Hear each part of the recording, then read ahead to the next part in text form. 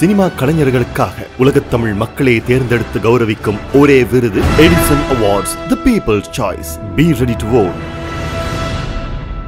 My Tamil movie viewers எல்லாருக்கும் வணக்கம். நாங்கள் மஹாத் பேசுகிறேன். மை தமிழ் மூவியை தயவு செய்து லைக் பண்ணுங்கள், ஷேர் பண்ணுங்கள், சப்ஸ்கிரைப் மறந்துடாதீங்க, பண்ணிடுங்க. 40 வருஷமாக இந்த ப்ரீவியூ தியேட்டர் வாசலில் சொன்ன பொய்யுக்கு அளவே இல்லைங்க. பல தடவை இந்த உதயம் தியேட்டர் வாசல் போயிட்டு வந்துட்டு ஆனால் இருக்கிற எல்லா பேனல்லையும் நான் இருக்கிறேன். அது லேப்டாப்பை திறந்தார் சார், யார்கிட்டையும் சொல்லிடாதீங்க சார், படத்தில் இப்படித்தான் சார் வரணும்னு மிரண்டேன். பேனர் வச்சா எல்லா பேனல்லையும் நான் இப்படி இருக்கிறேன். இது நானே கற்பனை பண்ணி நடிக்கணும் இல்லை, இது எழுதி கொடுத்த வசனத்தை பேசுகிறேன். அது வந்து நான் நடிக்கணும், நான் ஸ்கிரிப்ட் பண்ணி. ஒரு காலகட்டத்தில் நான் ஒரே வருஷம் 27 படம் நடித்தேன். ஏண்டாடே நீங்களே உங்களை ஒருத்தர் மாற்றி பாராட்டிக்கிட்டே இருப்பீங்க, இதை நாங்கள் வந்து கேட்குறோமோ. எல்லாருக்கும் வணக்கம், பத்திரிகை நண்பர்களுக்கெல்லாம் வணக்கம். நான் இந்த டிவியில் ஒரு ப்ரோக்ராம் பண்ணலான்னு சொன்னாலே நான் இதை சொல்லுவேன். ஏங்க ஒரு டீம் போய் உட்காந்துக்கிறோம், யார் சேட்டலைட் வாங்கியிருக்காங்க, அங்கே போய் நம்ம என்ன பண்ணுவோம், ஆடியன்ஸ் மாற்றி மாற்றி பாராட்டி, எப்படி அருண்ராஜன் நீங்கள் எப்படி இப்படி ஒரு ஷாட் வச்சிங்க சார், நீங்கள் வேற லெவல். இப்போ டிவி முன்னாடி உட்காந்து ஏண்டாடே நீங்களே உங்களை ஒருத்தர் மாற்றி பாராட்டிக்கிட்டே இருப்பீங்க, இதை நாங்கள் வந்து கேட்குறோமோ, மாத்திரா சேனல்னு சொல்லி மாற்றிடுவாங்க. இதுதான் நடக்கும். அதனால் என்னென்னா நம்ம என்ன மேட்ரோ அதை வந்து ஸ்க்ரீனில் காட்டிட்டா அது நல்லா இருந்ததுன்னா ஆட்டோமேட்டிக்காக ஜனங்க ஏற்றுக்குவாங்க. நீங்கள் சொன்னீங்க பாருங்கள், ஐஸ்வர்யா ராஜேஷ் சொன்னால் பார்த்து நல்லா இருந்துங்கன்னா பார்க்குறோம், நல்லா இருந்தால் நல்லா இருந்தோம், அதுதான் நியாயமான விஷயம். இல்லாட்டி ஏன்னா எனக்கு இது இப்போ நம்ம வந்து இந்த பாம்புக்கு விஷம் உள்ள இம்யூன் ஆன மாதிரி எனக்கு அது இம்யூன் ஆகி போச்சு. நான் 40 வருஷமாக இந்த ப்ரீவியூ தியேட்டர் வாசலில் சொன்ன பொய்யுக்கு அளவே இல்லைங்க. கொஞ்ச நேரம் படம் பார்த்துட்டு அப்படியே பெருமூச்சு விடுறது. என்ன அந்த படத்தில் மெய் மறந்து போல என்ன பொய் சொல்லலான்னு உள்ள செட் பண்ணுறது, கையெல்லாம் புல்லரிச்சிருச்சு, இந்த ரேஞ்சுக்கெல்லாம் ஒரு பேர் பண்ணி என்ன பண்ணுறது. இப்போ வந்து இந்த கேமராவுக்கு பின்னாடி நாம் நடித்த நடிப்பு அது கட்டப்பா மாறப்படையாச்சு எல்லாத்தையும் தாண்டின ஒரு நடிப்பு. இது நானே கற்பனை பண்ணி நடிக்கணும் இல்லை, இது எழுதி கொடுத்த வசனத்தை பேசுகிறேன். அது வந்து நான் நடிக்கணும், நான் ஸ்கிரிப்ட் பண்ணி இல்லை. எனக்கு இங்கே ரொம்ப மேட்டருக்கு வருவோம். கலை சாருக்கு அனுராஜா சாருக்கு பெரிய பாராட்டுகளை சொல்லிக்கிறேன். என்ன சவுண்டு டிபார்ட்மெண்ட்லேருந்து 2 பேர் கூப்பிட்டீங்க, ஐஸ்வர்யா ராஜேஷ் அதை பேசினாங்க.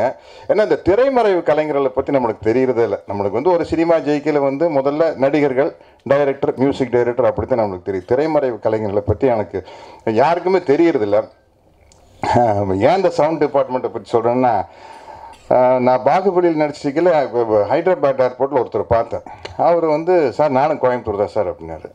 சரி என்ன ஹைதராபாத்தில் ஐடி கம்பெனியில் ஒர்க் பண்ணுறீங்களா அப்படின்னா, இல்லை சார் நான் இந்த பாகுபலியில் தான் ஒர்க் பண்ணுறேன் சார். பாகுபலியில் என்ன பண்ணுறீங்க அப்படின்னா, சார் அந்த இந்த இந்த இந்த சீன் எல்லாம் அப்படின்னாரு, கிராஃபிக்ஸில் ஒர்க் பண்ணுறீங்க அப்படின்னு. இல்லை சார் இந்த சீன் கிரியேஷன்னாரு. சாபு சிலிட் சார்கிட்ட செட் அசிஸ்டண்ட்டா அப்படின்னா, இல்லை சார் அது இல்லை சார், இது சிஜியா, அதுவும் இல்லை சார் அப்படின்னாரு. வேறு என்ன தம்பி பண்ணுறீங்க அப்படின்னாரு. இல்லை சார் வெளியே சொல்லிடாதீங்க. சரி சொல்லுங்கள், நேற்று நீங்களும் பிரபாஸ் ஒரு சீன் நடிச்சிங்கல்ல. ஆமாம் சார் அப்படின்னா, அது லேப்டாப்பை திறந்தார் சார், யார்கிட்டையும் சொல்லிடாதீங்க சார், படத்தில் இப்படித்தான் சார் வரணும்னு மிரண்டேன். என்னடா அந்த லைட்டிங் அது ஃபுல்லாக வந்து வடிவமைக்கிற ஒரு டிபார்ட்மெண்ட் போல இருக்குது. இப்போ சினிமாவில் அப்படி நிறையா வந்துச்சு. நமக்கு சரி கேமரா டிபார்ட்மெண்ட்டா, ஆர்ட் டிபார்ட்மெண்ட்டா, சிஜி டிபார்ட்மெண்ட்டா, அதை தாண்டி அதுக்கு மேலே என்னமோ இருக்கிற அந்த மாதிரி இன்னைக்கு சவுண்டில் வந்து இப்போ உங்கள் 2 பேர்த்தோடைய வித்தை தான் அதில் தெரியுது, உங்களுடைய எஃபர்ட். அதாவது சினிமாவில் வந்து நடிகனுக்கு குறிப்பாக கதாநாயகத்தை கட் அவுட் வைப்பாங்க, கட் அவுட்டு தான் முன்னாடி நிற்கும். ஆனால் அந்த கட் அவுட்டை தாங்கி பிடிக்கிற மூங்கல்கள் பின்னால் இருக்குது பாருங்க, அந்த மூங்கில் தான் ரொம்ப முக்கியம். அந்த மூங்கில் தான் அந்த கட் அவுட்டை தாங்கி பிடிக்குது. மூங்கில் இல்லாட்டி கட் அவுட் கீழே விழுந்துடும். ஆனால் கட் அவுட்டுக்கு தான் பேர். அவர் வந்து இப்படியாக அப்படியாக நல்லா இருக்கு. அந்த மூங்கில்களை பற்றி நம்ம மறந்துடுறோம். அந்த மூங்கில்கள் தான் இவங்கெல்லாம். இது என்னன்னா இந்த இளைஞர்களுடைய டெடிக்கேஷன். கலை சொன்னார் பாருங்க, ஒவ்வொரு விஷயத்த சூப்பராக பேசிட்டீங்க, மாட்டிட்டீங்க. ஒவ்வொரு விஷயத்துல இருக்கிற ஒரு டெடிக்கேஷன். இப்போ அதாவது ஐஸ்வர்யா ராஜேஷில் ரொம்ப ஹார்ட் ஒர்க். உண்மையிலேயே கிரிக்கெட் தெரியாமல் நம்மளுக்கு என்ன ஆகி போச்சுன்னா, சினிமாவில் வந்ததுலேருந்தே தெரியாமையே ஒரு விஷயத்த பண்ணலான்னு எனக்கு ஒரு நம்பிக்கை வந்துருச்சு. ஏன்னா எடுத்தோன்னு வில்லனாக நடித்தோம், ஒரு கொலை பண்ணோம், இது வரைக்கும் வாழ்க்கையில் கொலை பண்ணல, ஆனால் கொலை பண்ணுற மாதிரி நடிச்சிடுறோம் இல்லையா. அப்புறம் போய் ஏதோ ஒரு பேங்க்கு கொள்ளையடிக்கிறோம், இது வரைக்கும் கொள்ளையடிச்சு இல்லை, கொள்ளையடிச்ச மாதிரி நடிச்சிடுறோம். ஓஹோ நடித்தா போதுமா, அப்புறம் எப்படியோ தப்பி தவறி ஹீரோ ஆகிட்டேன். ஹீரோ ஆனோடனே டூயட் பண்ணோம், டான்ஸ் தெரியாமையே டூயட் பாடிட்டோம். இப்படியே தெரியாமையே ஒரு விஷயம் பண்ணி இப்போ ஒரு விஷயத்தை கற்றுக்கிட்டு இவ்வளவு இறங்கி நீங்கள் ஐஸ்வர்யா ராஜேஷ் அந்த பவுலிங் போடலையெல்லாம் அந்த எஃபெக்ட் வந்து நீங்கள் அந்த ஆஸ்திரேலியன் கிரிக்கெட் பிளேயர்ஸ் எல்லாம் கட் பண்ணி காட்டுறீங்களே அந்த பவுலர்ஸு, அவங்களுக்கு ஈக்குவலாக நீ பண்ணுற. அப்போ என்ன டைரக்டர் வந்து பெண்டை கட்டியிருக்காருன்னு தெரியுது. அதனால வந்து நீங்களும் வந்து நம்ம ஹீரோ சார் டான்ஸ் இதே மாதிரி கஷ்டப்பட்டு கிரிக்கெட் நம்ம பண்ணணும். ஹீரோனா கொஞ்சம் அதெல்லாம் முனிஷ்காந்த் சார் ஆட்டும் எல்லாருமே இறங்கி வேலை செஞ்சுருக்காங்க. எடிட்டர் ரூபன் சார் சொன்னார், அவருடைய படம் இன்னைக்கு 21ஆம் எத்தனை படம் வருது? 3 வருது.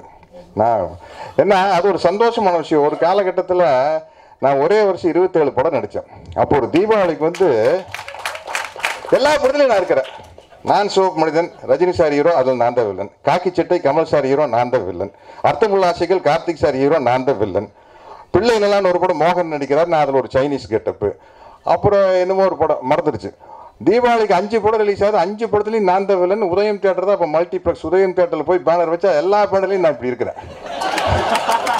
உள்ள கூலிங் கிளாஸ் போட்டிருக்கிறேன், உள்ள சைனீஸ் கெட்டப் இருக்கிறேன், உள்ள ஒரு வயசான கெட்டப் இருக்கிறேன். அடங்கப்பா அப்படிங்கிற மாதிரி பல தடவை அந்த உதயம் தியேட்டர் வாசல் போயிட்டு வந்துட்டு ஆனால் இருக்கிற எல்லா பேனர்லையும் நான் இருக்கிறேன். அந்த மாதிரி ரூபன் சார் வந்து ஃபோட்டோ இல்லாட்டி போய் பார்த்தா கீழே எல்லாம் ரூபன் இருக்குது.